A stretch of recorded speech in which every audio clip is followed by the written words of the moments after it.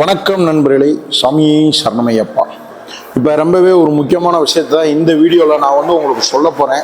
அதாவது என்ன அப்படின்னு பார்த்துக்கிட்டிங்கன்னா, பல வருஷமாக பார்த்தீங்கன்னா நடக்கக்கூடிய விஷயத்த நான் சொல்கிறேன்.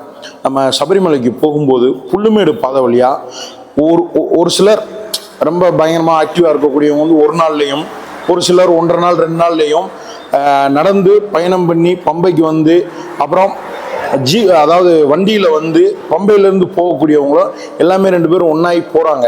அப்போ நிறைய பேர் பெரிய பாதையில் வரக்கூடியவங்களுக்கெல்லாம் ஒரு மனசில் இருக்கக்கூடிய ஒரு கேள்வி, நார்மலாக பஸ்ஸில் வர்றவங்களும் அங்கேருந்து அப்படியே ஒன்றா நம்ம கூடயே வந்துடுறாங்க, நம்மளும் நடந்து இவ்வளோ தூரம் நடந்து பல கிலோமீட்டர் நடந்து 2 நாள் நடந்து இவங்க கூட தான் போகிறோம் அப்படின்ற மாதிரி நிறைய ஆயிரம் கோயிலுக்கு தான் போகிறோம். இருந்தாலுமே மனசில் ஒரு சின்ன சஞ்சலங்கள் இருந்தது ஒரு காலகட்டத்தில். ஏன்னா அவ்வளோ தூரம் நடந்து வர்றாங்க, மறுபடியும் ஏதாவது கூட்டம் அப்படி இப்படின்னா இந்த பக்கம் லைனில் நின்று ரொம்ப பொறுமையாக போகிற மாதிரி இருக்கும். அந்த மாதிரி விஷயங்கள்லாம் பல வருட காலமாகவே எல்லாத்துக்குமே இருந்தது. எல்லாருமே அந்த கோயில் அந்த வழியாக பெரிய பாதை வழியாக போகக்கூடிய எல்லாருமே நிறைய பேர் சொல்லி நானே கேள்விப்பட்டிருக்கேன். அதாவது நானுமே பெரிய பாதையில் பல முறை போயிருக்கேன். கிட்டத்தட்ட ஒரு 14 வருடங்களுக்கு மேலே போயிருக்கேன்னு நினைக்கிறேன். அந்த பாதையில் போகும்போதெல்லாம் எனக்கே கூட தோணி இருக்கு, நிறைய பேருக்கு தோணி இருக்கு. அதே டைம் அவங்க சொல்லும்போது கேட்கும்போது நமக்கும் தோணும்ல, அந்த மாதிரி தோணுன விஷயம்தான் இது. அதாவது என்னன்னா, நம்மளும் இந்த பக்கம்லாம் இவ்வளோ தூரம் நடந்து மறுபடியும் அங்கேயும் நம்ம லைனில் நின்று லேட் ஆகி போகிறோமே அப்படின்ற மாதிரி நிறைய பேர் ஃபீல் பண்ணாங்க.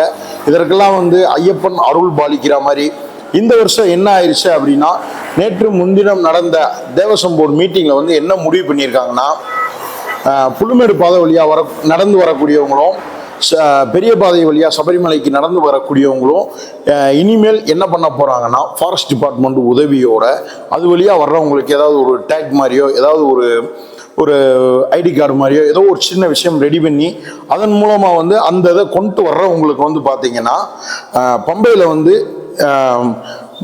நீலிமலை பாதை வழியாக அனுமதிக்காமல் அவங்கள சுவாமி ஐயப்பா ரோடு அப்படின்னு சொல்லுவாங்க. அப்படி இல்லைன்னா நம்ம நிறைய பேர்த்துக்கு புரிகிற மாதிரி சொல்லணும்னா கழுதப்பாதை அப்படின்னு சொல்லுவாங்க. பொருட்கள் டிராக்டர்லாம் போயிட்டு கொண்டு வருவாங்கல்ல, அந்த பாதை வழியாக அலோவ் பண்ணி டைரெக்டாக நடப்பந்தலுக்கே டைரெக்டாக 18ஆம் படி கீழே இருக்கக்கூடிய நடப்பந்தலுக்கே போய் நடப்பந்தலில் லைன்லையும் நிற்காம அப்படியே டைரெக்டாக அப்படியே போகிறவங்க கூட அப்படியே அவங்கள அமுச்சு விட்டுற மாதிரி இனி வரும் ஒரு சில தினங்களில், அதாவது இந்த சீசன் டைம்லேயே இதை இம்ப்ளிமெண்ட் பண்ணணும் அப்படின்ற மாதிரி எல்லாமே பேசி முடிவு எடுத்திருக்காங்க.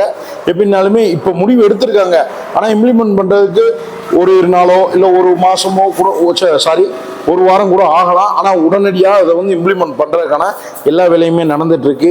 இனி புல்லுமேடு வழியாகவும் பெரிய பாதை வழியாகவும் வரக்கூடிய பக்தர்களுக்கு பார்த்தீங்கன்னா லைனில் நீண்ட நேரம் நிற்க தேவையில்லை. பம்பையிலேருந்து அதாவது புல்லுமேடு வழியாக வர்றவங்களுக்கு பிரச்சனை கிடையாது, ஏன்னா அப்படியே சன்னிதானத்து பக்கத்துலேயே வந்துடுவாங்க, அதனால இஷ்யூ இல்லை.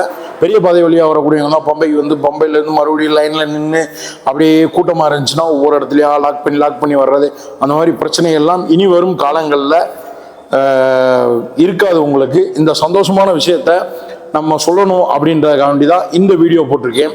இனியும் ஏதாவது அப்டேட்டடான தகவல்கள் இருந்தால் கண்டிப்பாக உங்களுக்கு நான் பதிவு பண்ணுறேன். நன்றி, வணக்கம்.